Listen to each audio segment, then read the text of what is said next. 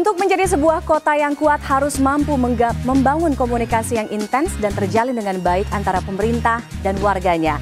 Hal inilah yang menjadi salah satu modal dasar bagi pemerintah Provinsi DKI Jakarta dalam upaya memajukan Jakarta di segala bidang kehidupan. Dengan banyaknya ide dan gagasan dari warga demi memajukan Jakarta, membuat Pemprov DKI Jakarta mengembangkan sebuah konsep kolaborasi bernama Jakarta Development Collaboration Network atau JDCN.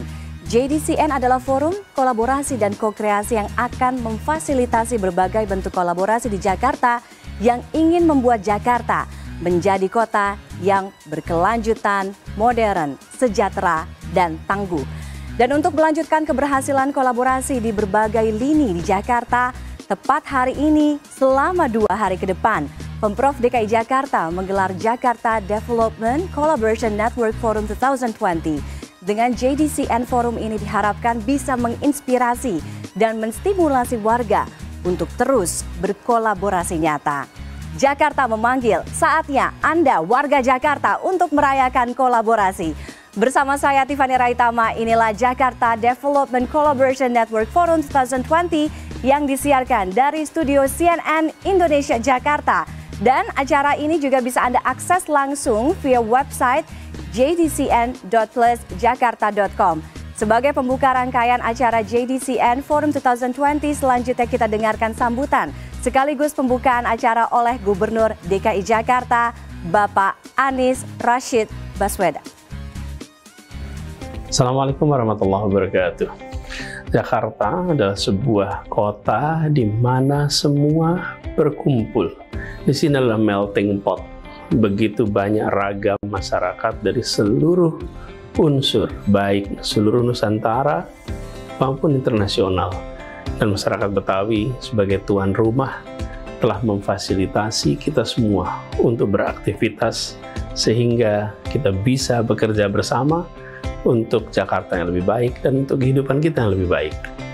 Dan ini semua bermula dari kota yang kita inginkan menjadi kota yang maju, yang warganya bahagia, yang seluruh komponen masyarakatnya mencoba mewujudkan dalam sebuah ikhtiar bersama-sama. Kita biasa menyebut istilah kolaborasi. Dan Jakarta ini dibangun untuk menjadi kota yang maju, ramah untuk semua, memfasilitasi kesetaraan untuk tumbuh berkembang, menciptakan ruang interaksi, termasuk pada saat kita menghadapi ujian pandemi COVID-19 ini. Dan bersama dengan berbagai pihak, kita menuju sebuah visi yang sama. Dengan kerja bersama, menyumbangkan pikiran, menyumbangkan gagasan, sumber daya, bahkan termasuk yang terlibat langsung dalam aksi-aksi nyata bagi Jakarta. Kolaborasi ini terus berkembang dan kita harapkan akan terus bisa menyala, terus bisa menular, dan kita sekarang memulai dengan memiliki branding Kota Jakarta, Plus Jakarta, Kota Kolaborasi. Dalam unsur itu, JDCN Forum merupakan salah satu agenda untuk menghidupkan kota kolaborasi, di mana kita saling berbagi cerita, kita saling menginspirasi, bahkan menjadi ruang bagi kita untuk berinteraksi secara langsung dalam karya-karya nyata. Harapannya lewat JDCN Forum ini lahir kolaborasi yang lebih masif. Dari siapa? Dari seluruh unsur yang ada di kota ini.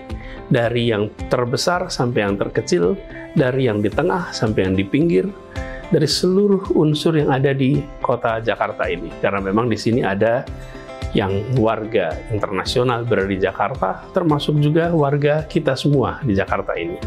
Nah, kolaborasi-kolaborasi yang dilakukan itu banyak unsurnya. Kalau kita lihat beberapa waktu ini ada kejadian-kejadian yang menginspirasi tentang kolaborasi. Ada warga di kampung yang selama ini belum bisa menikmati kehidupan layak. Dan pemerintah tidak mungkin bisa mengerjakan itu sendiri. Apa yang dikerjakan? Kami di pemerintah mengajak komunitas, mengajak lembaga sosial, mengajak universitas.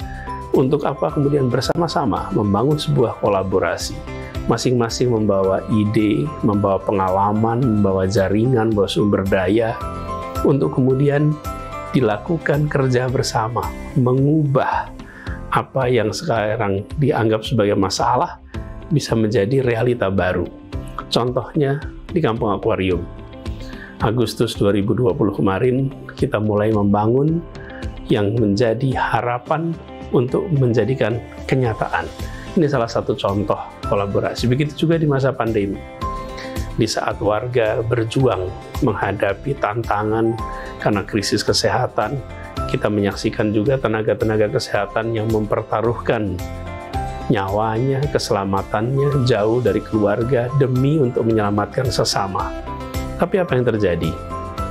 Masyarakat terlibat, pemerintah memfasilitasi, seluruh masyarakat hadir ikut mendukung dari mulai mensupport dengan kebutuhan pasokan makanan sampai persiapan tempat untuk antar jemput, penginapan, dukungan psikologis, itu semua dilakukan oleh berbagai unsur masyarakat. Lagi-lagi kolaborasi. Jakarta menjadi sebuah kota di mana unsurnya begitu lengkap, tapi kegiatannya tidak dimonopoli sendiri oleh negara, tidak dimonopoli sendiri oleh pemerintah. Justru pemerintah menyiapkan platform untuk kolaborasi. Seluruh unsur yang ada diajak bekerja bersama untuk membangun kotanya, memajukan kotanya, membahagiakan warganya. Karena itu saya ingin sampaikan dalam kesempatan ini, terima kasih dan apresiasi kepada semua pihak yang sudah bekerja untuk memastikan bahwa JDCN Forum ini berjalan dengan baik. Dan yang tidak kalah penting adalah kolaborasi akan berkembang dan kolaborasi memberikan manfaat bagi semuanya. Terima kasih. Assalamualaikum warahmatullahi wabarakatuh.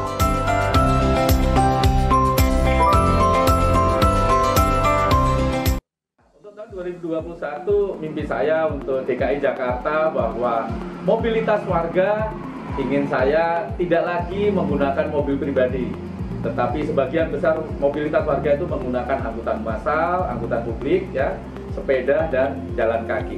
Semoga Jakarta menjadi kota yang lebih kuat untuk menghadapi berbagai tantangan yang ada di depan nanti. Walaupun sulit, saya yakin Jakarta dan masyarakat Jakarta bisa saling bekerja sama, berkolaborasi untuk menggerakkan Jakarta lebih baik lagi. Yang ketiga adalah Jakarta sebagai classroom without walls, di mana para pelajar, anak-anak, murid juga bisa belajar dari mana aja dan di mana aja di setiap penjuru kota kita Jakarta. Mimpi saya buat Jakarta di tahun 2021 sih lebih ke bisa bertahan dan bangkit dari kondisi yang ya kita semua udah tahu lah ya, saat ini kayaknya lagi gak baik banget gitu. Jadi buat saya yang penting tuh Jakarta bisa bertahan dan bangkit lagi. Jakarta biar gak berkepanjangan pandeminya, terus istilahnya ya biar ekonominya makin, maksudnya gak berlarut-larut. Lebih baik lagi dah, biar corona kayak gini hilang. Semoga kayak rame lagi kayak dulu lagi, yang membuat Jakarta rame. Iya. Ya kayak kita orang ya seniman Jakarta. Kalau menurut saya membuat Jakarta berwarna itu masyarakat sendiri serta warga-warganya yang juga ingin membangun Jakarta lebih baik, seperti mungkin teman saya, rekan kerja saya, bahkan keluarga saya. Ya, tentu yang membuat Jakarta menjadi berwarna adalah warga masyarakat Jakarta sendiri, kemudian pemerintahan, Pemda DKI, dan tentu saja karena Jakarta ibu kota Republik Indonesia, maka siapapun mereka yang beraktivitas di Jakarta itu membuat Jakarta menjadi berwarna. Karena Jakarta kita, kota kolaborasi. Karena Jakarta kita, kota kolaborasi. Jakarta kita adalah kota kolaborasi. Karena Jakarta kita adalah kota kolaborasi. Karena Jakarta kita, kota kolaborasi. Dengan kolaborasi akan lebih optimal dan pastinya kalau kita gandengan tangan rasanya jadi nggak sendiri. Jadi apapun yang kita lakukan bisa jadi lebih baik dan bisa jadi lebih optimal. Nah, dalam Jakarta Development Collaboration Network Forum 2020 ini ada sejumlah acara yang digelar, salah satunya adanya sesi Community Talk secara virtual dengan berbagai tema. Untuk diskusi yang pertama, Community Talks mengangkat tentang COVID-19 collaborative response dengan tema Cities Response to Boost and Adopt Actuality, Urgency and Collaboration in Handling COVID-19 Pandemic.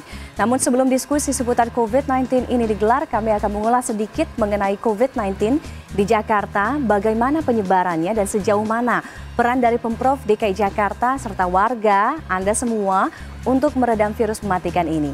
Berikut pemaparannya bersama rekan saya, Dea Kartika.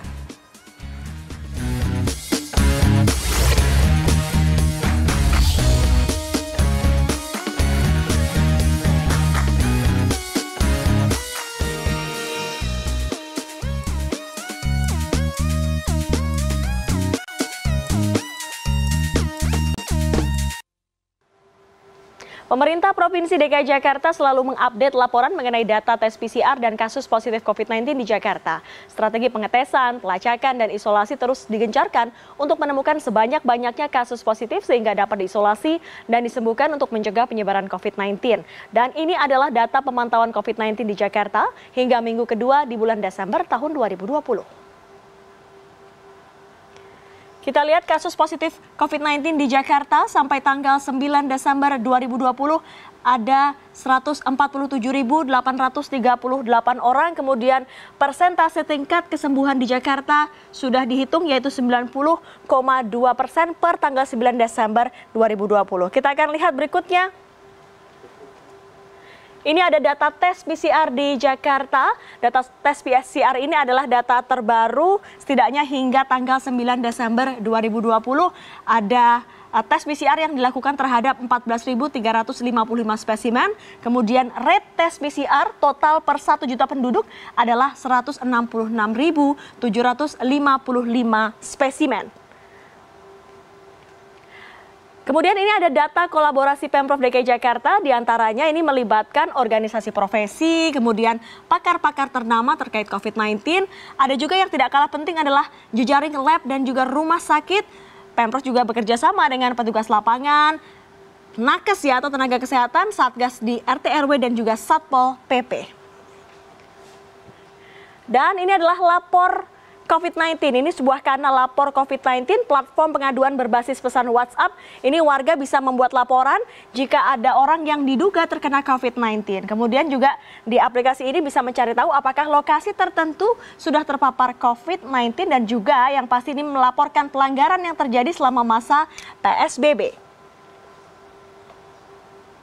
Berikutnya ini ada rumah sakit rujukan di Jakarta, ada 98 rumah sakit rujukan di DKI Jakarta dan yang paling banyak jumlah ruangannya adalah di 58 rumah sakit swasta, yaitu ada 2.411 kamar atau ruang isolasi yang bisa untuk merawat pasien COVID-19. Kemudian ini juga tidak hanya rumah sakit, ada juga hotel.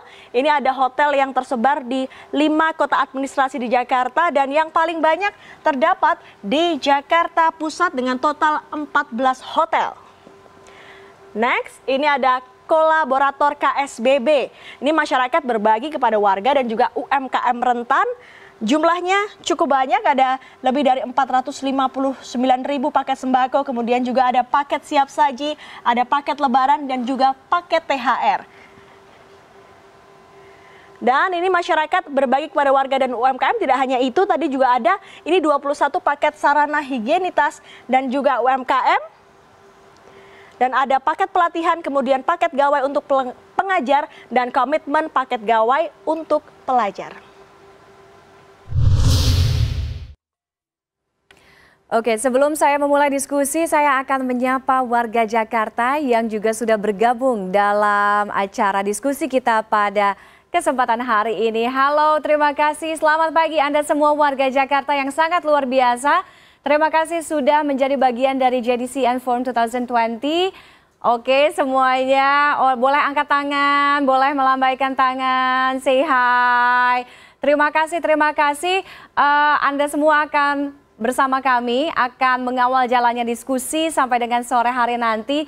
Silahkan menikmati diskusinya, kemudian Anda juga bisa mengajukan pertanyaan kepada masing-masing narasumber. Jadi pastikan untuk tetap berada di sini ya, di JDC Forum 2020. Terima kasih sekali lagi. Dan saya juga ingin mengingatkan selama diskusi berjalan, para peserta diskusi Zoom ini semua bisa mengetik pertanyaannya via chatroom. Sementara bagi Anda pemirsa yang menyaksikan lewat channel YouTube CNN Indonesia bisa mengetik pertanyaan di kolom komen. Nah, dan untuk memandu Community Talks di sesi yang pertama kita tentang COVID-19, Collaborative Response ini sudah hadir secara virtual, yaitu Dr. Muhammad Kamil. Ini seorang inisiator Pandemic Talks yang juga akan bertindak sebagai moderator kita di sesi yang pertama. Selamat pagi Dr. Kamil, apa kabar? Sehat? Sehat, alhamdulillah. Selamat pagi semuanya, teman-teman, kakak-kakak, adik-adik. Terima Bapak, kasih. Salam sehat, salam sejahtera. Jadi Dr. Kamil akan memandu jalannya diskusi kita di sesi yang pertama. Jadi saya akan langsung serahkan saja kepada Dr. Kamil. Silakan. Oke, terima kasih. Sebelumnya izinkan saya nyapa dulu lagi semuanya. Halo, saya Kamil. Di sini diminta dari teman-teman di GDCN buat jadi moderator dalam sesi yang pertama ini. Konteksnya saya wakil dari Pandemic Talks ya di sini. Platform saya dan teman-teman. Dan di sini kita bakal ada tiga pembicara di sini. Satu, pertama saya izin kenalkan Ibu Dr. Widya Stuti, Kepala Dinas Kesehatan Jakarta. Halo Bu, saya manggilnya Ibu apa Dokter? Terserah Mas Kamil. Iya, biar akrab dan intim Ibu aja ya. Ya, silakan. Oke. Ya, nanti bakal Bu Widya Stuti bakal memaparkan cerita dari peran dari Dinas Kesehatan Jakarta untuk menghadapi wabah ini, karena peran Dinas Kesehatan adalah peran yang sangat penting ya dalam masa-masa ini. Oke. Next pembicaranya adalah Profesor Zulfikar Amir, salah satu inisiator dari Lapor COVID, platform sipil juga untuk mengawal dan berkontribusi dan berkolaborasi dengan pemerintah untuk dalam pengendalian COVID di masyarakat terutama. Dan beliau juga adalah lecturer dan researcher di NTU, Nanyang Technological University Singapore. Selamat pagi, Prof. Selamat pagi Dr. Kamil, apa kabar? Senang ketemu. Baik. Iya, akhirnya saya juga ketemu langsung ya, bertatap muka. Ya. Saya salah satu fans beratnya. Aduh. Mas. Mas aja ya, biar intim ya, biar akrab. Silakan. Bangga. Ya, nanti akan memaparkan mengenai wabah juga dari perspektifnya Mas Zulfikar Amir. Oke. Next adalah Mbak Novita Dewi, Direktur Utama dari JXB, Jakarta Experience Board, yang kemarin baru saja mendapatkan penghargaan Jakarta Youth Award 2020. Halo Mbak. Halo, apa kabar Mas? Ya, nanti beliau juga akan memaparkan, Mbak Novita akan memaparkan kolaborasi-kolaborasi yang sudah dan akan terus berjalan selama ini dari pihak JXB yang kita sendiri mungkin belum tahu secara utuh ya. Oke. Nanti kita tunggu saja. Pertama saya serahkan waktunya kepada Bu Widya Stuti dulu. Ya, terima kasih Dr. Kamil. Manggilnya dokter atau Mas nih? Mas aja deh biar akrab ya. Mas aja. Selamat pagi Prof. Zulfikar dan Bu Novita. Terima kasih atas selamat pagi Bu. Saya akan mencoba menyampaikan bagaimana perspektif penanganan COVID-19 dari aspek kesehatan, bagaimana merancang kolaborasinya. Mungkin sebelum kita berbicara tentang COVID, saya sedikit kenalkan tentang Dinas Kesehatan. Kami mempunyai perda tentang sistem kesehatan daerah, di mana Dinas Kesehatan DKI Jakarta ada 80 unit UKPD, puskesmas, rumah sakit, laboratorium, ambulan gawat darurat, dan sebagainya. Kemudian kami mempunyai pembagian kerja, bagaimana Dinas Kesehatan selaku regulator, kemudian suku Dinas Kesehatan di tingkat kota selaku pembinaan, pengawasan, pengendalian, kemudian puskesmas dan rumah sakit maupun UPT kita selaku operator. Jadi pembagian peran ini menjadi sangat-sangat menuntun kita dalam melakukan aktivitas sehari-hari. Kemudian dalam siswasda kami juga menyebutkan selain upaya-upaya kegiatan apa yang harus kita lakukan, juga salah satu strateginya adalah mengembangkan kemitraan. Dulu memang bahasanya memakai bahasa kemitraan. Dalam bahasa kemitraan tadi tentunya bagaimana kami merancang jejaring terhadap stakeholder, terutama penerapan untuk COVID-19. Selanjutnya kita coba kenalkan, selama ini kita bekerja dengan siapa saja. Kami memang tidak sendiri, tentunya banyak sekali tim para kolaborator yang bahu-membahu membantu menyehatkan DKI Jakarta. Mulai dari tingkat pusat, kementerian, lembaga, badan, kemudian institusi pendidikan, institusi organisasi profesi, startup, asosiasi layanan kesehatan, tentunya swasta, NGO, dan tidak kalah adalah tokoh masyarakat, tokoh agama, termasuk tentunya adalah budayawan, artis, dan sebagainya. Kami juga bergandengan dengan kader kesehatan. Kita mempunyai sampai di lini RT RW peran-peran kader kesehatan untuk membantu penguatan kesehatan di DKI Jakarta. Untuk tahu bagaimana kesehatan di DKI Jakarta, tentu harus juga berpikir apa sih tantangannya. Potensi masalah di DKI Jakarta dari kacamata kesehatan adalah multi burden disease. DKI berhadapan dengan berbagai ancaman penyakit tidak menular, penyakit menular, sampai dengan yang lainnya. Nah, yang menarik adalah saat ini kita berhadapan dengan new emerging disease, suatu penyakit baru yang potensi menjadi kejadian luar biasa atau pandemi, yaitu COVID-19. Dibutuhkan suatu advokasi yang sangat kuat dengan berbasis data, sehingga untuk bisa membuat suatu penguatan regulasi yang bisa berperan untuk mengajak segenap masyarakat COVID-19. Kami sampaikan bahwa dalam strategi kami sesuai dengan acuan nasional bahwa bagaimana menerapkan 3T, testing, tracing, treatment, dan juga penguatan dalam hal 3M, memakai masker, mencuci tangan, menjaga jarak. Keseimbangan antara peran masyarakat melalui 3M dan peran pemerintah melalui 3T tentunya harus menjadi satu kata kunci yang bagus. Bagaimana kita harus menjaga testingnya, tracingnya, treatmentnya berjalan seimbang. Tidak mungkin hanya menguatkan testing saja tanpa penguatan tracing. Tidak mungkin tracingnya tinggi tanpa menyiapkan tempat-tempat rumah sakit. Tentu tidak mungkin kita sendiri. Dengan penguatan tadi jejaring dan kolaborator tentunya kita bisa berjalan. Pendekatan kita adalah melalui man, money, material, method, dan mesin. Untuk SDM, kalau hanya menghitung SDM-nya tim dinas kesehatan saja, tentunya sangat kurang. Kami menerapkan refungsi, redistribusi, rekrutmen, tenaga-tenaga profesional tambahan yang bahu-membahu membantu kita.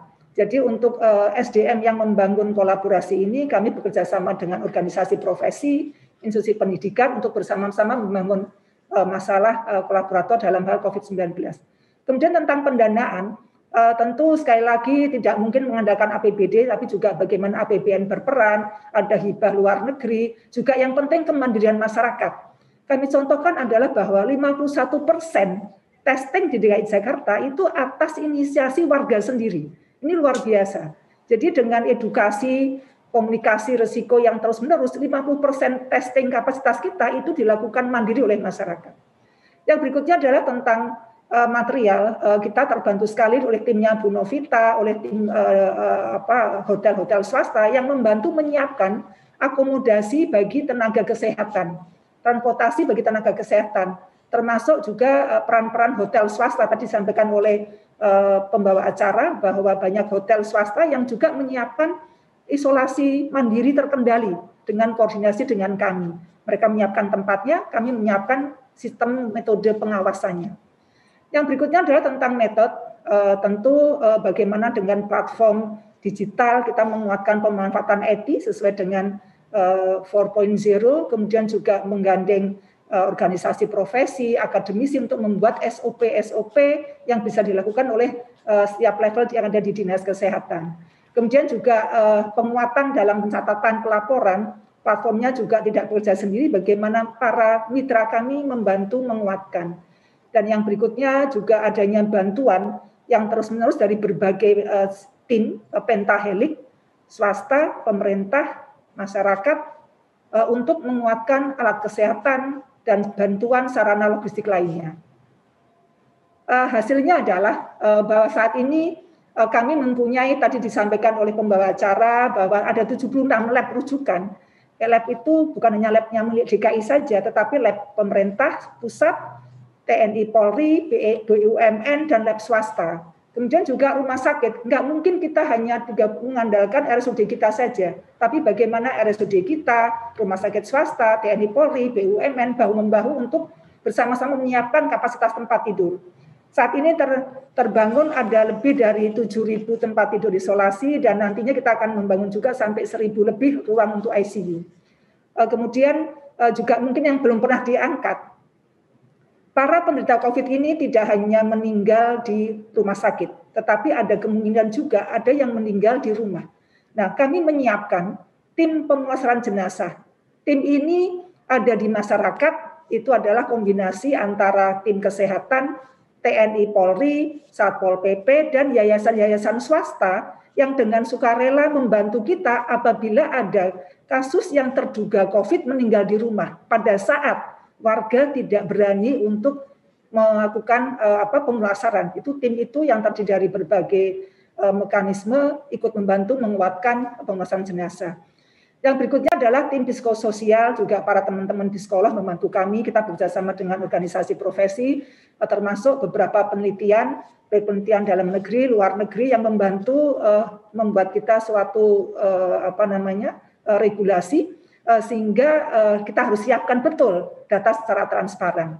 Dan yang terakhir, kami ada penguatan tenaga tambahan di luar tenaga yang sudah ada, tenaga profesional membantu penguatan kita. Ada lebih dari 2.600 orang profesional yang membantu DKI Jakarta. Hasilnya adalah kita keluarkan dalam bentuk angka-angka. Angka kesembuhan Jakarta 90,4%, kita lebih tinggi dari angka nasional dan angka global.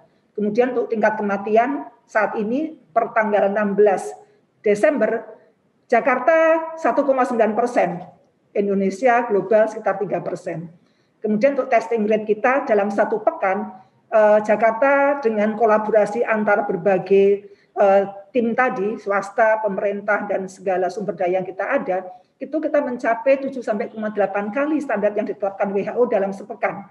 Yang harusnya sekitar 11.000 yang dites, kita mampu lebih dari 80.000. Dan yang terakhir, hasil positif rate kita di DKI Jakarta saat ini adalah 10%. Memang angka ini masih lebih tinggi dari standar WHO yang harusnya 5% ya. Angka ini masih lebih rendah dibandingkan angka nasional. Tentunya kita ingin terus-menerus menurunkan angka positif di DKI Jakarta. Baik Bu Widiastuti, maaf waktunya sedikit terbatas, bisa ini ya mungkin. Kata kuncinya adalah bagaimana advokasi yang baik sehingga dengan didukung oleh transparansi data dan tentunya komitmen dari top manajemen dalam ini adalah Bapak Gubernur yang betul-betul melakukan political will yang baik sehingga kita bisa berkolaborasi dengan baik sehingga bersama-sama bisa mengatasi COVID-19 di DKI Jakarta. Demikian, terima kasih. Wassalamualaikum warahmatullahi wabarakatuh. Waalaikumsalam. Terima kasih Bu Widiastuti, paparan yang sangat runut, baik. Walaupun saya sendiri punya pertanyaan yang banyak banget nih, tapi saya juga pengen nunggu dulu paparan dari Mas Zulfikar Amir dan Bu Novita. Next, Mas Zulfikar Amir silakan mempersiapkan. Mungkin biar enak nanti, soalnya kita terbatas waktu hanya 1 jam untuk diskusi yang padat banget ini. Jadi habis ini saya batasin aja kira-kira 7-8 menit. Habis itu kita baru diskusi. Diskusinya biar jalan. Boleh nanti yang tadi belum disebut boleh dipaparin nanti ya. Ya, silakan Mas Zulfikar. Terima kasih Dr. Kamil. Selamat pagi Bu Kadinkes, Mbak Novita. Mungkin slide-nya bisa dipasang ya. Jadi sedikit koreksi, saya bukan inisiator lapor COVID, saya adalah salah satu kolaborator dari lapor COVID. Inisiatornya itu Mbak Irma Hidayana, ya, Dr. Irma Hidayana gitu.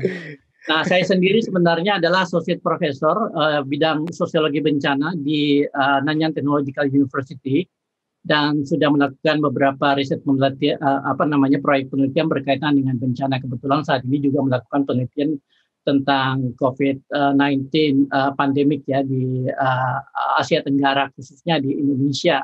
Dan sejak mungkin bulan April kemarin, saya mewakili Social Resilience Lab di NTU sini, itu sudah melakukan beberapa pekerjaan yang berkaitan dengan upaya melakukan pengembangan model mitigasi yang kira-kira sesuai dengan kondisi sosial ekonomi di Indonesia. Salah satunya yang pertama kali kita cetuskan itu adalah konsep micro lockdown, di mana kita membuat simulasinya lalu kemudian kita sarankan beberapa daerah di Jakarta termasuk di Jakarta untuk diterapkan. Mungkin slide-nya bisa dipasang, Mas. Jadi sejak bulan Juni-Juli kemarin kita melakukan kolaborasi. Jadi saya mewakili Social Resilience Lab NTU bekerja sama dengan teman-teman dari Lapor COVID itu melakukan semacam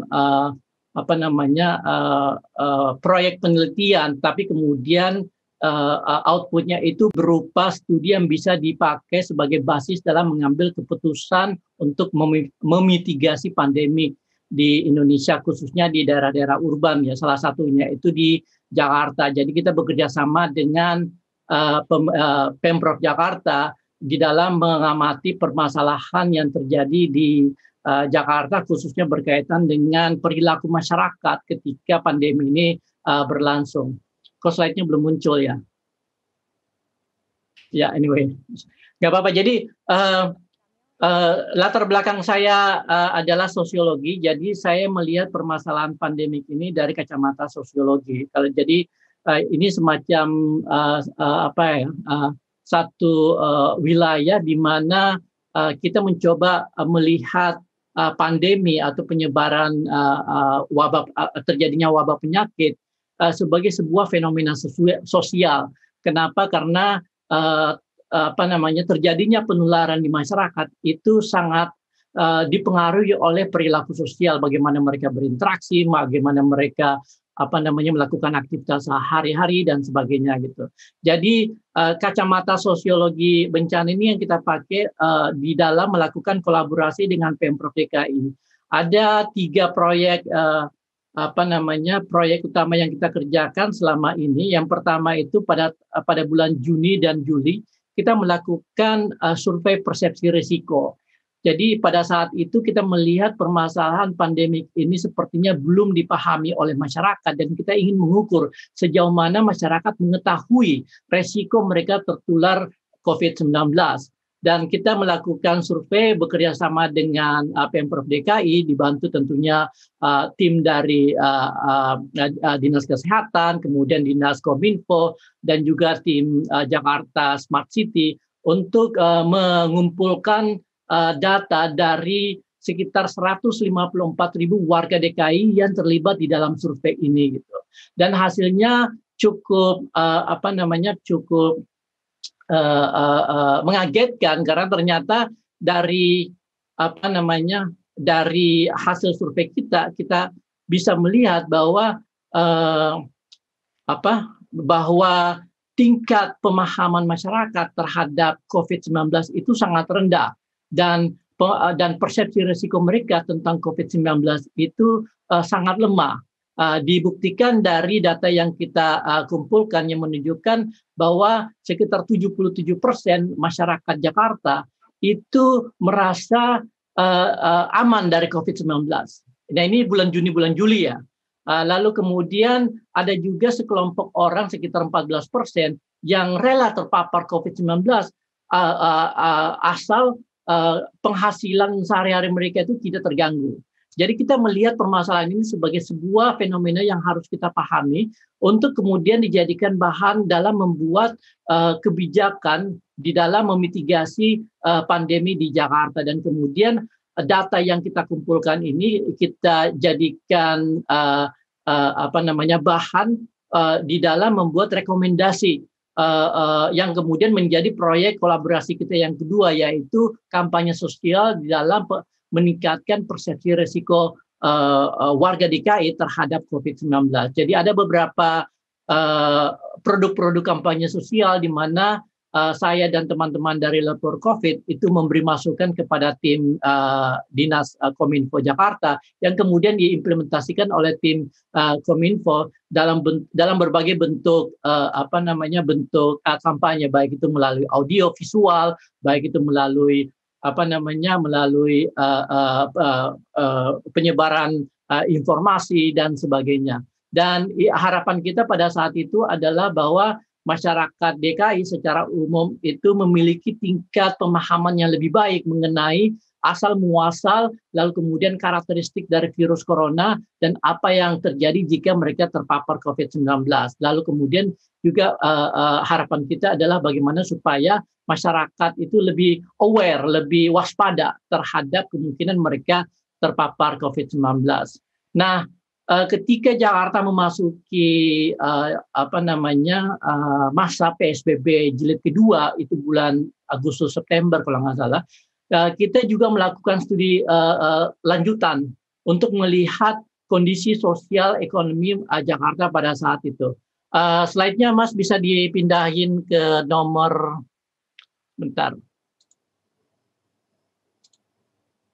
slide nomor 17 ya.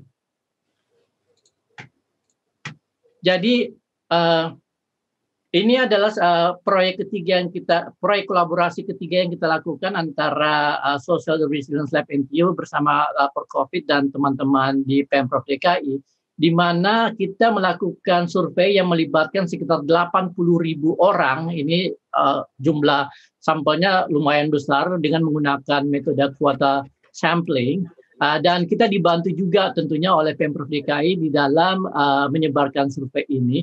Dan hasilnya adalah adalah data yang kita pakai untuk memetakan apa yang kita sebut sebagai COVID mood COVID masyarakat Jakarta pada saat itu. Nah, COVID mood ini itu penting untuk diketahui supaya kita bisa paham kondisi sosial ekonomi dan juga semacam kondisi psikososial warga DKI ketika PSBB jilid kedua itu sedang dilakukan. Ini penting untuk bisa penting buat Pemprov DKI untuk bisa mengendalikan situasi sosial psikologis masyarakat, sehingga kalau misalnya ada potensi-potensi yang kira-kira bisa membuat masyarakat itu semakin resah, semakin tidak semakin kehilangan kepercayaan terhadap pemerintah dan sebagainya, kita bisa melakukan intervensi, ya. Jadi intinya adalah tiga proyek kolaborasi yang kita lakukan ini itu adalah upaya untuk melakukan intervensi sosial, ya, untuk dalam rangka mengambil tindakan-tindakan dan mengeluarkan kebijakan-kebijakan yang kira-kira membuat masyarakat itu lebih waspada, lebih aware, juga lebih partisipatif dan lebih lebih paham mengenai apa yang sedang terjadi. Dan ini adalah kunci dari upaya penanganan pandemi, karena tanpa peran masyarakat itu akan sulit. Walaupun pemerintah melakukan 3T dengan sangat baik, tetapi kalau misalnya masyarakat memiliki pemahaman dan persepsi risiko yang rendah, lalu kemudian pemerintah tidak mengetahui kondisi sosial ekonomi secara lebih dalam, akan sulit mengajak mereka untuk berpartisipasi dalam upaya menangani pandemi. Dan saya kira ini adalah salah satu fondasi dari apa yang kita sebut sebagai pandemic resilience, ketahanan pandemik yang kita harus kuatkan di dalam upaya membuat masyarakat bisa bertahan sampai akhir dari pandemi. Begitu, Dr. Kamil. Ya, terima kasih Mas Zulfikar, padat, jelas, dan ya menarik banget ya pembahasannya. Nah, sebelum kita melanjut ke diskusi yang kayaknya bakal seru, ini Mbak Novita juga akan memaparkan soal apa itu JXP dan sharing apa yang sudah dilakukan dan akan dilakukannya. Berkolaborasi dengan Dinkes dan bagian-bagian lain dari masyarakat. Silakan Mbak Novita. Ya, terima kasih Dr. Kamil. Mungkin saya akan lebih pada bercerita mengenai bagaimana awal mulanya kami Jakarta Turisindo atau Jakarta Experience Board ikut di dalam kolaborasi di dalam rangka penanganan pandemi COVID. awalnya adalah pada saat Gubernur Anies Baswedan memberikan arahan kepada seluruh BUMD untuk dapat berkolaborasi dan berpartisipasi aktif di dalam membantu penanganan COVID-19. Dan pada saat itu juga banyak keluar di media di mana banyak para tenaga medis yang diusir dari lingkungannya dikarenakan masyarakat takut terpapar COVID-19. Sehingga saat itu Pak Gubernur memberikan amanah kepada kami untuk memberikan pelayanan akomodasi bagi para tenaga medis. Dan pada saat pelaksanaannya tentunya kami berkolaborasi sangat intens, salah satunya dengan Dr. Widi, dengan Dinas Kesehatan, kemudian dengan Dinas Pariwisata, kemudian juga hadir juga Transjakarta yang memberikan juga transportasi secara gratis untuk para tenaga medis dari hotel ke rumah sakit.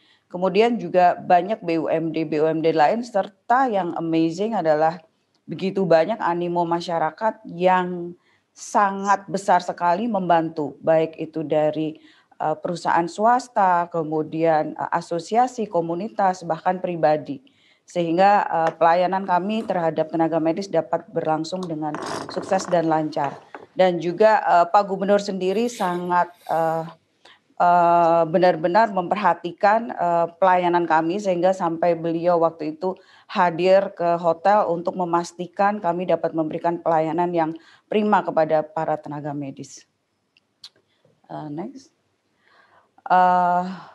Kemudian juga ingin kami sampaikan bahwa pelayanan kami terhadap tenaga medis berupa penginapan gratis, kemudian juga kami memberikan makanan secara free flow 3 kali, kemudian juga ada makanan snack, dan kami juga memberikan pelayanan konseling gratis untuk para tenaga medis dengan para psikolog, serta juga fasilitas olahraga, sehingga kami ingin mereka merasakan bahwa tinggal di hotel kami merupakan rumah kedua bagi mereka. Karena kita semua tahu bahwa mereka hampir berbulan-bulan tidak pernah bertemu keluarganya.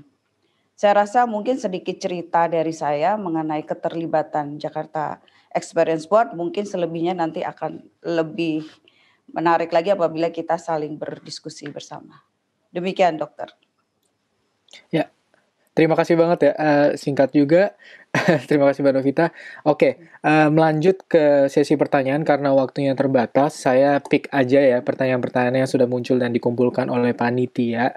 Jadi saya coba rangkum dulu ya dari ketiga narasumber kita bahwa kondisi pandemi di Indonesia harus disadari bahwa masih berlangsung, masih ongoing, dan dari indikator-indikator yang ada, baik Jakarta maupun nasional, itu menunjukkan bahwa belum berakhir lah ya istilahnya, belum, dan estimasi berakhirnya pun kan masih belum kelihatan kapan ya.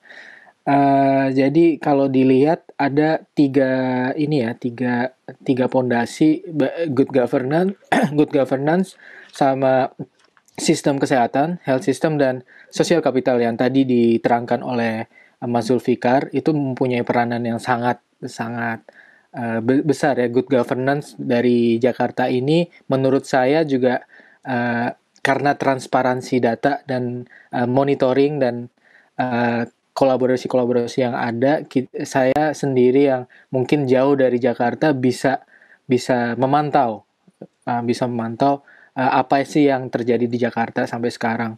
Terima kasih banget ya Bu Dinkes, Bu Widi yang sangat baik mengelola ini. Tapi saya pengen nanya ke semuanya, terutama ke Bu Widi, ada nggak sih gap yang masih harus dieksplor atau harus diperbaiki di kondisi saat ini dari sistem kesehatan, misalnya dari Dinkes, dan apa yang sudah Dinkes lakukan untuk mengisi gap-gap itu. Dan saya juga pengen bertanya dengan Mas Zulfikar, menurut Mas Zulfikar juga apa sih gap-gap yang bisa diisi ini? Apakah hanya persepsi risiko yang belum tinggi dari masyarakat aja, atau ada hal-hal lain yang menurut Mas bisa dilakukan secara bersama. Dan juga untuk Mbak Novita, ada nggak sih data-data berapa yang sudah ikut nginep di fasilitas-fasilitas yang disediakan JXB, dan gimana nih ke depan gitu? Apakah akan bertahan sampai tahun depan misalnya? Ini kan effortnya kan luar biasa ya, udah 9 bulan, dan ke depan gimana nih untuk JXB untuk bisa terus bernafas untuk membantu berkolaborasi. Silakan Bu Widi dulu ya. Ya, terima kasih Dr. Kamil. Jadi kita tahu bahwa tentu Jakarta kami sadarin bahwa sistem kami tidak siap untuk pandemi. Terus terang pada saat kita ada pandemi, kami hanya pengalaman kita hanya dalam skop nasional. Kejadian luar biasa. DKI sering demam berdarah denggi menjadi wabah di DKI Jakarta beberapa tahun yang lalu. Kemudian kita juga pernah ada isu di Indonesia, difteri, campak, dan sebagainya.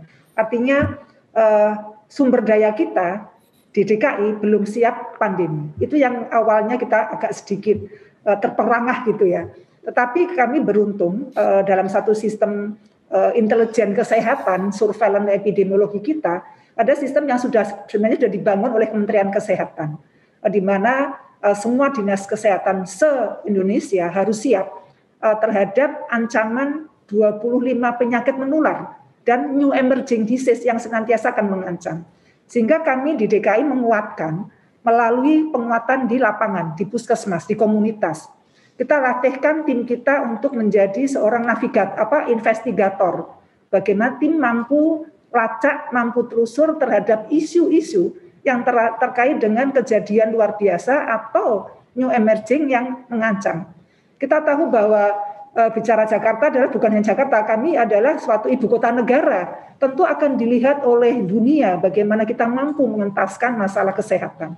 Jadi penguatan kita adalah bagaimana di komunitas, tim kami di puskesmas siap hadir berdampingan dengan masyarakat untuk menjadi seorang investigator, memastikan bahwa isu kesehatan tadi benar-benar clear, benar-benar hadir di tengah, kita hadir di tengah masyarakat.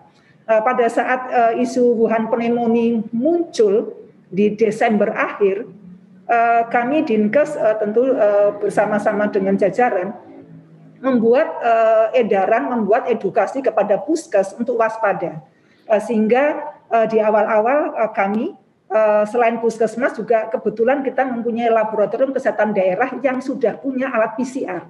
Nah, kami kuatkan tadi bagaimana kemampuan puskesmas untuk pengambilan spesimen. Jadi kebetulan karena kita pengalaman untuk difteri, sehingga teman-teman puskesmas itu terbiasa mengambil swab itu sudah tidak perlu dilatihkan mendadak. Jadi tim kita sudah setiap tahun kita posisikan untuk siaga terhadap kemungkinan KLB. Terkait dengan investigasi berdasarkan data secara digital, yang kedua terkait dengan tracing di lapangan. Nah ini yang kita kuatkan, sehingga pada saat Januari DKI sudah bisa melaporkan data orang dalam pemantauan atau kasus dalam pengawasan sesuai dengan data yang kita lakukan swab, yang kita kirimkan ke Litbangkes. Jadi sekali lagi bahwa pembelajaran yang luar biasa bahwa Indonesia sebagai bagian dari global tentu harus siap juga terhadap suatu ancaman pandemi. Jadi ini menjadi sesuatu pembelajaran kita dan bagaimana merubah, mentransformasi layanan kesehatan yang mungkin secara konvensional dengan penguatan kemudahan akses, bagaimana bisa mempercepat akselerasi transformasi layanan kesehatan secara digital itu menjadi sesuatu keharusan yang harus disegerakan. Demikian Pak Kamil. Iya. Jadi memang sudah disadari bahwa kondisinya tidak sederhana ini ya, pandemi terus kerja terus beres gitu, nggak seperti itu ya. Jadi emang ada obstacles dan ke depan pun akan banyak kesulitan yang menghadang lah istilahnya ya, untuk kita terus bertahan. Oke, mungkin nanti bisa disambung ya, Mas Zulfikar, ada ini nggak, ada pendapat nggak soal ini? Soal ya, terima kasih Dr. Kamil. Jadi sejak pertama kali saya berinteraksi dengan Pemprov DKI dalam upaya untuk melakukan mitigasi yang efektif dalam pandemi ini. Harus saya akui bahwa Pemprov DKI itu salah satu pemerintah daerah yang sangat kolaboratif ya. Dalam arti mereka sangat terbuka untuk menerima masukan-masukan yang datang dari manapun, khususnya dari kelompok ilmuwan. Karena ini adalah sebuah privilege yang saya dan teman-teman terima ketika kita melakukan penelitian, kita mengumpulkan data, lalu kemudian membuat analisa dan membuat kebijakan. Ketika hasil yang kita berikan itu di follow up, itu adalah sebuah privilege yang kita apresiasi gitu. Dan ini yang saya harus berikan pengakuan terhadap Pemprov DKI karena kolaborasi ini menurut saya menjadi sebuah platform yang sangat penting buat Pemprov, buat pemerintah dimanapun. Karena masalah pandemi ini adalah masalah yang sangat kompleks, ya kan? Mungkin sumber daya yang dimiliki oleh Pemprov DKI cukup baik, ya, tetapi seperti tadi Dr. Widi bilang, memang ada keterbatasan gitu. Dan dan mungkin sumber daya yang dimiliki pun juga paling sekitar 40 atau 50% dari kebutuhan yang sebenarnya, ya kan? Nah, dengan melakukan kolaborasi ini, dengan melakukan semacam sikap yang terbuka, maka dukungan yang datang dari berbagai elemen, khususnya dari ilmuwan maupun dari kelompok masyarakat sipil, itu menjadi sangat bermanfaat dan juga akan sangat membantu dalam upaya memberi masukan yang bisa diimplementasikan secara lebih baik gitu. Tapi memang gimana pun juga yang namanya pandemi seperti saya bilang tadi, ini adalah sebuah krisis yang sangat kompleks karena tidak hanya berkaitan dengan masalah kesehatan, tapi juga berkaitan dengan perilaku sosial, kondisi ekonomi, belum lagi masalah misinformasi dan disinformasi. Jadi banyak hal yang berkelindan yang tidak bisa dilepas satu persatu gitu. Dan ini yang menjadi tantangan besar buat Jakarta. Dan kalau misalnya tadi Dr. Kamil menanyakan apa kira-kira gap yang ada selama ini, kalau kita bicara tentang pandemi, tentu salah satu tool yang paling penting itu, yang paling krusial itu adalah surveillance, ya kan? Nah, surveillance itu kan ada yang mencakup bagian epidemiologi, tapi juga ada surveillance sosial, ya kan, untuk melihat mobilitas pola mobilitas, lalu kemudian pola interaksi masyarakat. Nah, menurut saya Jakarta itu gapnya masih ada di sini, surveillance sosial. Kenapa? Karena instrumen-instrumen yang dikembangkan sekarang itu hanya efektif pada level sosial tertentu, sementara yang namanya penularan itu terjadi di ruang-ruang privat, di ruang-ruang di mana terjadi interaksi secara mikro. Di mana surveillance yang sudah dibuat itu tidak mampu masuk ke dalam gitu. Ya kan, kalau kita lihat data kan klaster terbesar Jakarta, klaster kantor dan klaster keluarga. Ini adalah pola penularan yang terjadi dalam ruang yang sangat privat dan kemudian skala mikro yang tidak bisa ditembus oleh alat surveillance yang kita buat gitu. Memang lapor COVID sudah memberikan sudah mengembangkan satu aplikasi yang berbasis crowdsource, di mana orang-orang bisa saling memberi laporan mengenai perilaku yang mereka lihat di sekelilingnya. Tapi tentu ini juga ada keterbatasan kan. Nah, di sini mungkin ini mungkin yang menjadi pekerjaan rumah buat Pemprov di dalam mengembangkan teknik-teknik surveillance sosial yang jauh lebih efektif, jauh lebih baik tanpa melanggar privasi orang gitu. Nah, ini yang jadi tantangan. Tapi sebenarnya Pemprov DKI tidak perlu bikin sendiri sebenarnya. Tidak perlu, they don't have to start from scratch. Karena ada beberapa negara yang sudah membuat model teknologi dan platform yang bisa dimanfaatkan, seperti misalnya di Singapura ada beberapa teknologi dan aplikasi yang sebenarnya yang mereka buka ya source-nya, sehingga codingnya jadi sebenarnya tinggal bisa diaplikasikan di Jakarta gitu. Nah, saya pikir ini mungkin secara teknis bisa di follow up oleh Pemprov DKI supaya surveillance sosial ini bisa jauh lebih efektif. Ya, terima kasih banget soal surveillance sosial ini ya. Mungkin bisa jadi masukan yang sangat baik ya untuk Dinkes dan dari timnya Mbak Novita mungkin juga ya bisa. Gimana Mbak Novita?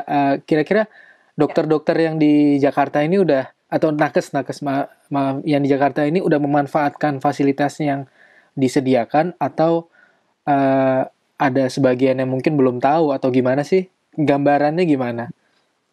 Ya, jadi total tenaga medis yang menginap di hotel kami sekitar 1.056 per hari ini, dan terdiri dari berbagai rumah sakit rujukan. Jadi ada rumah sakit RSUD Cengkareng, kemudian RSUD Pasar Minggu, RSUD Tarakan, Duren Sawit. Selain dari RSUD rujukan, ada juga dari relawan-relawan tenaga medis yang datang dari luar kota dan juga dari Labkesda.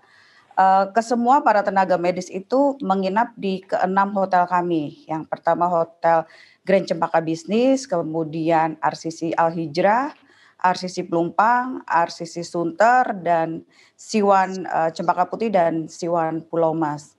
Dan semua itu dimulai pada bulan Maret 2020, dan sampai detik ini mereka masih menginap di hotel kami dan kemungkinan besar akan diperpanjang sampai Maret 2021, dokter. Kira-kira ada masalah nggak sih ke depan, misalnya untuk ini kan istilahnya digratiskan ya untuk semuanya ini. Apakah ada hambatan-hambatan ke depan kalau ini wabahnya akan berlangsung lama gitu? Apakah bertahannya sampai mana nih untuk kolaborasi ini? Ya, Kira-kira ada gambaran nggak? Betul, dari sisi biaya tentunya kami mendapatkan banyak support dari Pemprov DKI dan juga yang tadi saya sampaikan begitu banyak masyarakat yang ikut di dalam kolaborasi ini. Jadi bantuan sampai dengan hari ini masih terus mengalir dari masyarakat juga. Wah, hebat banget ya kolaborasinya ternyata. Mungkin kita kadang kita nggak sadari bahwa di balik kerangka ini ya, penanganan wabah ini banyak peran-peran dari masyarakat. Oke, terus pertanyaan selanjutnya adalah soal ini ya, sistem yang sudah diterapkan Dinkes untuk pengawasan isolasi apakah terkendala? Karena ketika kami berdiskusi dengan Puskesmas dari itu sebagai ujung ini ya, ujung tombak ya dari resiliensi dari masyarakat, kendala-kendalanya itu ada itu sampai sekarang. Jadi sistem apa yang secara teknis ya Bu Widi, di teman-teman di Puskesmas itu apakah sudah cukup SDM-nya atau yang lain-lainnya untuk melakukan tracing? Misalnya indikator tracing di Jakarta ini memang mungkin dibanding dengan kota-kota lain mungkin lebih baik, tapi masih kurang banget gitu. Misalnya dari teman-teman ada kawal COVID yang menghitung RLI gitu ya, rasio lacak isolasi itu tidak mencapai target, masih jauh dari target. Itu kira-kira ke depan gimana nih Bu Widi untuk tracingnya ini? Soalnya tracing adalah hal yang mungkin sangat sulit ya. Gambarannya gimana Bu Widi? Ya, kita tahu bahwa fungsi teman-teman Puskesmas itu mempunyai dua fungsi. Fungsi layanan di dalam gedung dan fungsi di luar gedung. Nah tentu COVID ini adalah dua fungsi tadi harus berjalan seimbang. Bagaimana layanan di dalam gedung tetap berjalan terkait dengan masih adanya warga masyarakat yang membutuhkan testing masuk ke Puskesmas atau membutuhkan pengobatan di Puskesmas. Yang kedua adalah penguatan untuk lacak tadi di lapangan. Kita tahu bahwa tugas Puskesmas tentunya DKI Jakarta ini bukan hanya untuk COVID ya, masih banyak lagi hal-hal lapangan lain yang harus dikuatkan, termasuk masih adanya demam berdarah tinggi yang harus juga diinvestigasi, masih adanya layanan posyandu, posbindu yang juga tentunya memakai tenaga Puskesmas. Nah bersyukurnya adalah pertama, kami dibantu tadi kolaborator, salah satunya adalah BNPB, memberikan penguatan tambahan SDM tracer untuk penguatan di puskesmas. Yang kedua, kami juga dibantu oleh tim dari suatu NGO internasional, tambahan sekitar 67 orang tracer juga di lapangan. Dan kami juga dibantu oleh para startup di bidang kesehatan, bagaimana membuat suatu aplikasi sehingga tidak hanya berdasarkan pada kontak fisik untuk tracing, tapi juga memanfaatkan platform-platform digital sehingga lebih mudah dalam pemantauan.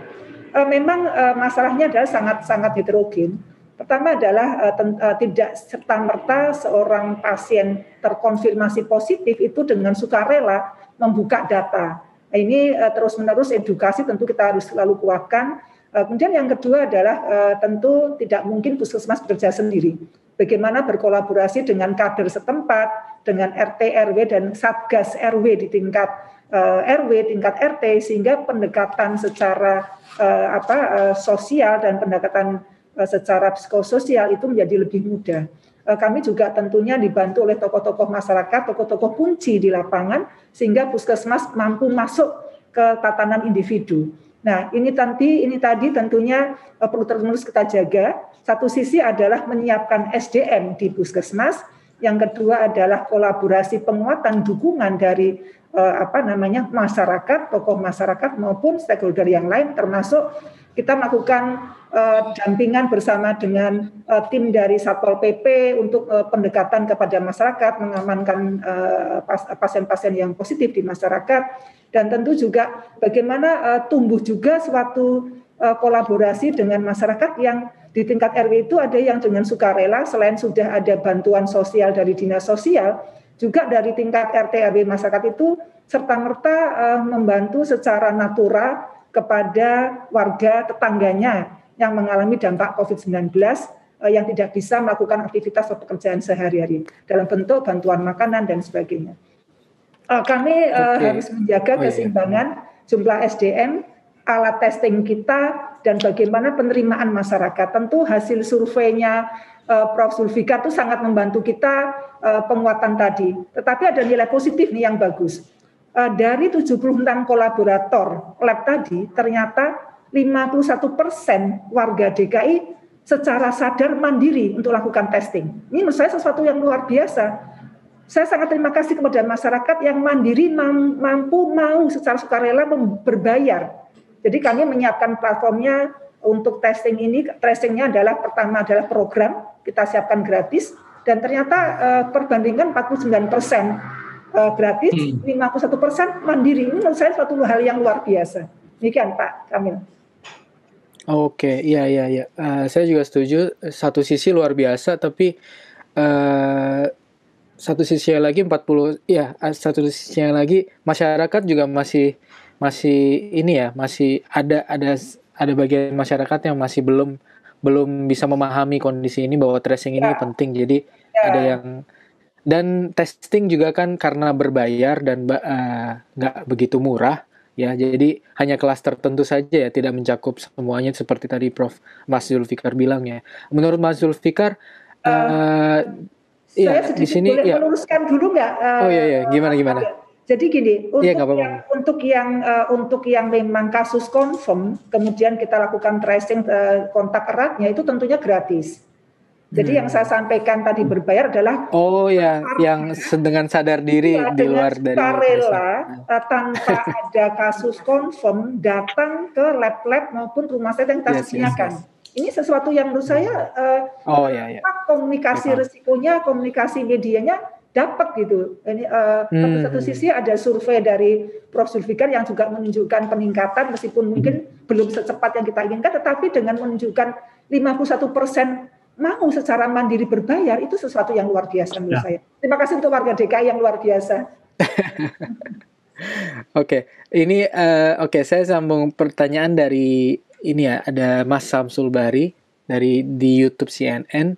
Masyarakat sudah patuh mengikuti protokol kesehatan, namun dengan waktu pandemi yang panjang ini, udah 10 bulan berlalu dan ke depan masih belum tentu berapa bulan lagi atau berapa tahun lagi, perlu ada dukungan program dari pemerintah terkait dengan psikososial atau kayak gini. Menurut Mas Zulfikar deh, gimana? Ini kira-kira strateginya gimana nih? Iya, saya pikir masyarakat itu harus memiliki ketahanan psikososial yang kuat karena pandemi ini akan berlangsung cukup lama loh, tidak dalam waktu 2-3 minggu ke depan atau bahkan bulan, tapi tahun. Mungkin akhirnya, saya nggak tahu, paling cepat mungkin akhir tahun 2021 atau mungkin awal 2022 ya. Kita belum tahu. Sorry. Yang jelas bahwa dan selama masa pandemi ini masyarakat harus punya pemahaman yang semakin baik dan semakin dalam mengenai apa yang mereka harus lakukan, kewajiban apa yang mereka harus pahami, dan juga hak-hak mereka sebagai warga negara gitu. Karena gimana pun juga yang namanya pandemi, penyelesaiannya itu tentu membutuhkan peran pemerintah, khususnya pemerintah pusat ya, di dalam memberikan atau menyediakan sumber daya bagi pemerintah daerah dan kemudian masyarakat di lapisan bawah untuk melakukan hal-hal yang harus mereka lakukan gitu, termasuk misalnya testing tadi. Testing itu ya idealnya adalah gratis. Kalau Jakarta misalnya angkanya tinggi, ya kita bersyukur ya. Tetapi kita juga harus catat bahwa Jakarta itu secara ekonomi masyarakatnya memiliki penghasilan yang lebih tinggi, ya kan? Jadi income per kapita Jakarta itu 2-3 kali lipat dibanding income per kapita nasional. Jadi tentu mereka punya kemampuan untuk membayar testing sendiri dan itu adalah sebuah hal yang positif tentunya buat DKI.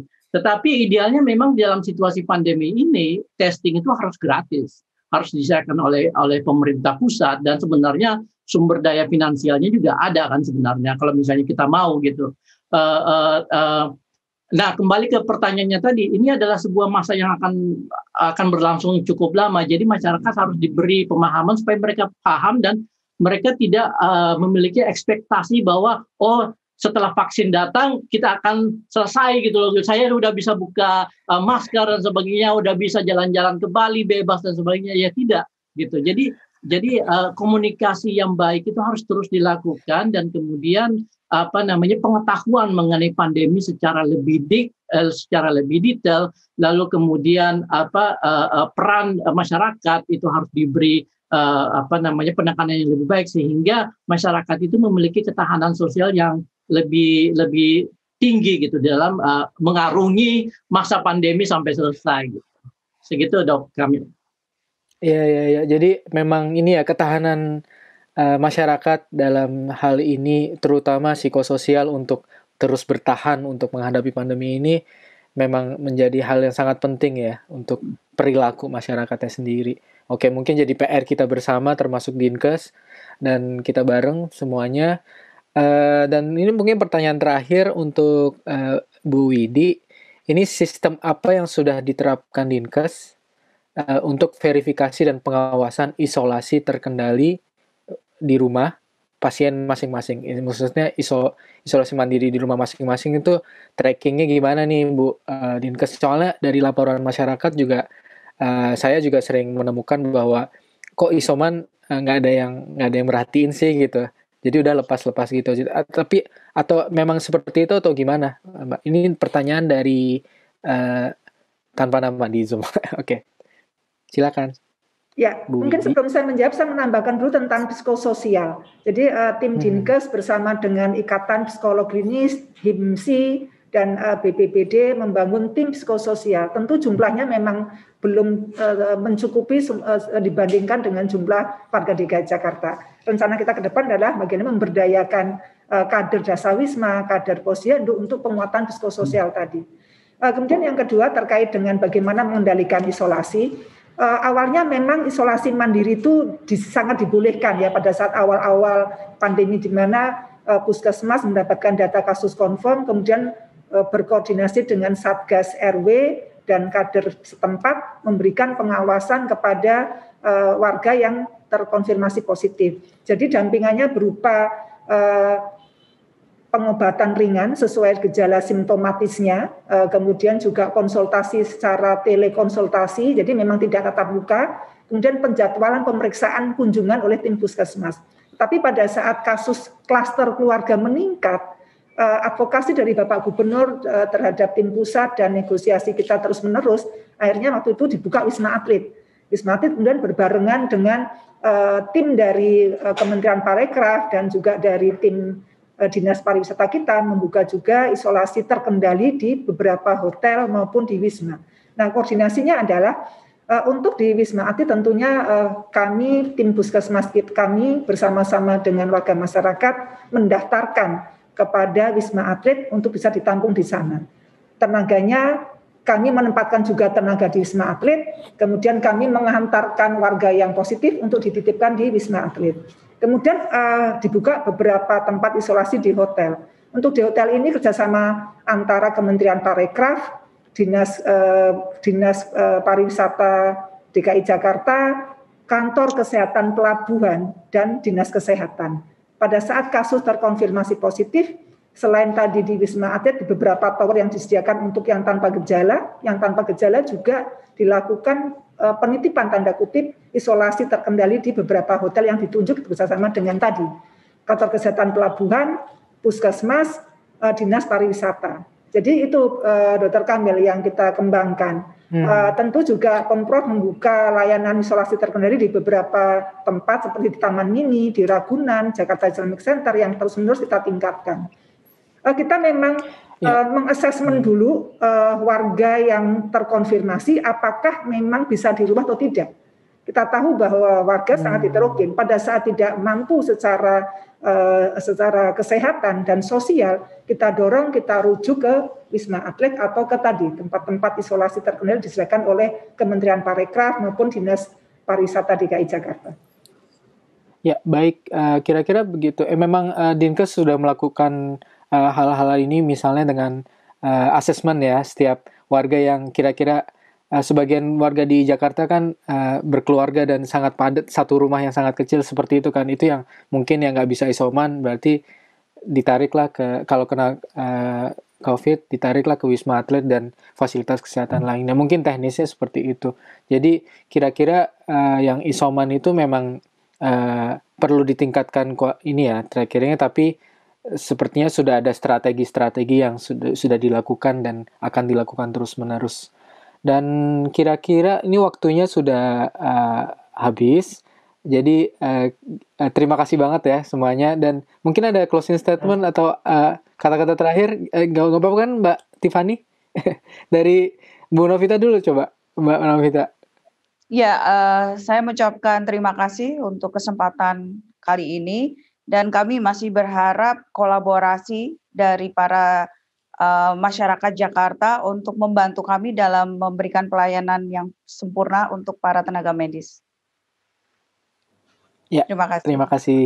Mas Zulfikar, silakan.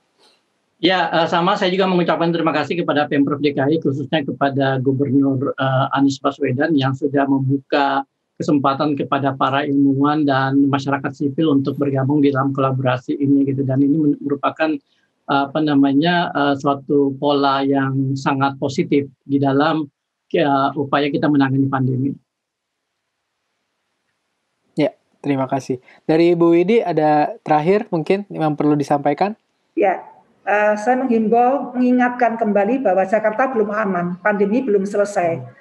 Kerja bersama secara pentahelik masyarakat, pemerintah, dan swasta secara kolosal dan menjaga stamina karena tadi masih panjang, endurance perlu dijaga. Terus-menerus kita kuatkan, meningkatkan komunikasi risiko yang baik saat ini maupun ke depan dengan nanti adanya mungkin vaksin, bahwa vaksin itu bukan segala-galanya tetapi tetap perilaku yang lebih sehat plus pencegahan melalui vaksin menjadi satu kata kunci. Terima kasih. Ya, terima kasih ke semua narasumber, Bu Widi, Mas Zulfikar, dan Mbak Novita. Saya juga mengucapkan terima kasih dan menurut saya ini sangat baik, tadi sangat padat. Saya juga mendapat banyak insight dari para narasumber. Terima kasih banget, dan kita juga harus sadar bahwa pandemi ini memang seperti yang dikatakan teman-teman, bahwa memang belum selesai, jauh dari selesai, dan kita harus sadar kondisi dan tetap menerapkan konsep-konsep yang tidak kontra dengan penanganan pandemi. Oke, saya kembalikan ke Mbak Tiffany. Oke, terima kasih Mas Kamil dan juga para narasumber, Ibu Widya Stuti, Mas Zulfikar, kemudian ada juga Mbak Novita.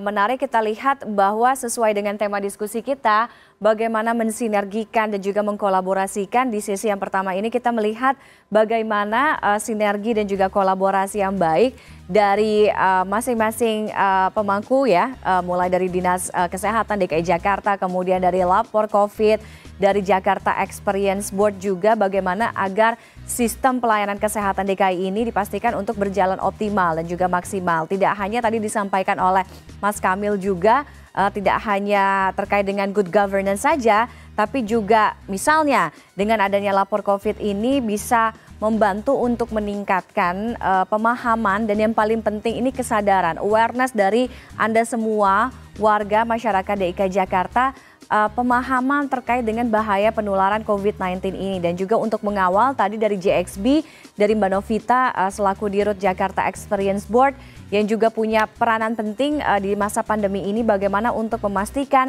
pelayanan tidak hanya kepada para pasien positif COVID, tapi yang paling penting mereka-mereka yang berjuang di garda terdepan tadi, para tenaga kesehatan, nakes, bagaimana mereka juga mendapatkan fasilitas yang terjamin. Terima kasih Dr. Kamil sudah menjadi moderator kita di sesi yang pertama, dan juga para narasumber. Ada Ibu Widya Stuti, Kepala Dinas Kesehatan DKI Jakarta, kemudian Mas Zulfikar Amir selaku collaborator dari Lapor COVID, kemudian juga ada Mbak Novita Dewi selaku Direktur Utama Jakarta Experience Board, sudah bergabung dalam JDCN Forum 2020 di sesi yang pertama. Terima kasih sekali lagi, salam sehat, salam sejahtera, selamat siang. Pemerintah DKI Jakarta mendorong semua pihak untuk terus berkolaborasi dalam membangun kota Jakarta agar lebih maju dan berkembang. Ide kolaborasi untuk membangun Jakarta bisa Anda tuangkan pada fitur Collaboration Wall melalui website jdcn.plusjakarta.com. Dan untuk selanjutnya, sesaat lagi kami akan masuk ke sesi yang kedua, Community Talks tentang Art and Culture dengan tema Reimagine Entertainment Industry Post Pandemic. Tetaplah bersama kami.